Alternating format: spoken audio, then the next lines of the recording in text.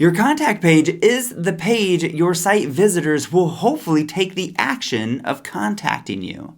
It's important that you create a contact page that incentivizes your visitors to take that action. In this episode, we're revealing all the things that your contact page needs to be a hot lead generating machine.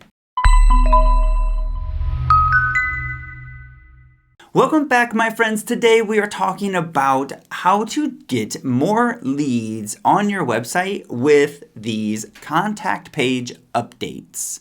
So this page is where your potential customer or client is going to start the conversation with you. So for most, this is where the relationship begins.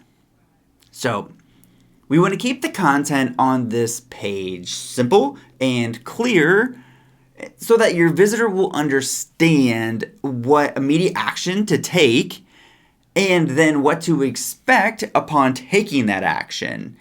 Here is another great place where you can inject your brand voice or any personality that you have inside of your company that creates that warm and inviting feel that also promotes trust.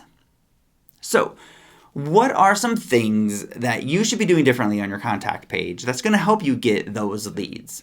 So let's talk about some just general focal points for your contact page. So first off, like we just said, you want to keep it simple and clear on what action you want people to take.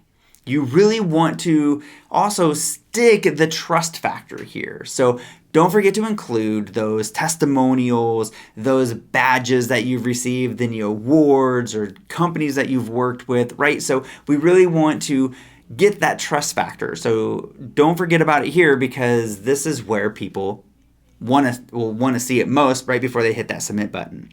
Again, be sure to include that brand voice. So if you have kind of that fun kind of language or voice that you use, or if it's more serious, you can start to you can bring that out in the titles and in the content and the words that you use on this page. You also want to set the expectations, right? So what do you want people to do? What action are they supposed to take? And then what should they expect upon taking that action?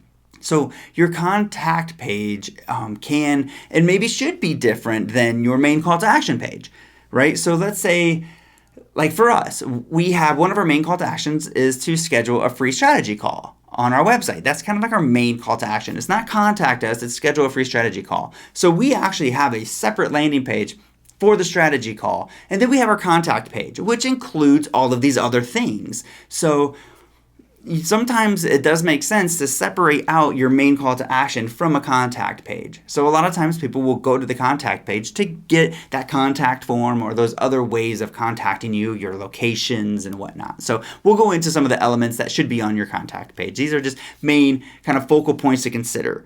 Yes. Okay. So let's go into those main elements. So again, here I do recommend, if it makes sense, I guess, on your site design is to have that hero section. So that headline with an image that's going to create that inviting feel. So this is great to have a team picture. One thing to keep in mind when you're creating team pictures is when you get that team, all standing there, photo, that can be a challenge for a lot of businesses because what happens as soon as you get that picture taken, someone quits or someone new comes into the team or whatever. Now that picture isn't relevant anymore. Quickly they get outdated. So I recommend maybe doing just more of a general us in the office where it's not everyone on the team or, what I mean? It's just more of a general picture of the office and people working in it. Maybe what I like to do is even a video background in this hero section of, around the office and people and little clips of people doing some work. That's always a great way because they get to see, who you are and who your team is in this contact page, and it creates that inviting feel. The next one is, of course, your contact info. Your name, your email, phone number, the map of where you're located, your hours, your contact info. That's pretty obvious. Of course, if you have locations and multiple locations, you would want to maybe have a section of its own just for your different locations. right? So people can easily see that you have multiple locations. Another popular way is just to have a map with multiple location pins on that one map. So it kind of depends on how many locations you have and what information people need to see about each one of those locations. Again, don't forget about that social proof. This is where people are going to be filling out your contact form. So I always recommend having those accreditations, those testimonials or certificates, whatever it is, the warranties or guarantees, don't forget about those. Having those around the contact form or the form where they are going to submit is always a good idea because it kind of reinforces that social proof right around the area you want them to take the action. Another great thing to add into these pages is, or your contact page, is links, right? So links to your social media platforms. Where else can people connect with you outside of your website? So this is a great spot to have those. And then again, your probably most important part is your contact form, right? If that is your call to action for people to contact you, even if it's not your main call to action, it's always wise to have just a general contact form on your contact page because it's what people expect, right? When they go, if they don't want to maybe schedule something right now or buy something right now, maybe they just have a question and they want to just send you an email. So it's always great to just have a general contact form on your contact page. All right, so that wraps us up with the contact page items that's going to help you generate more leads on your website.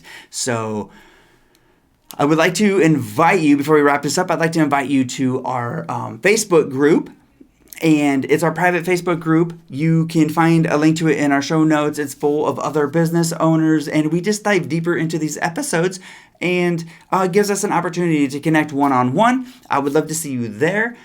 And until then, we'll see you in the next episode.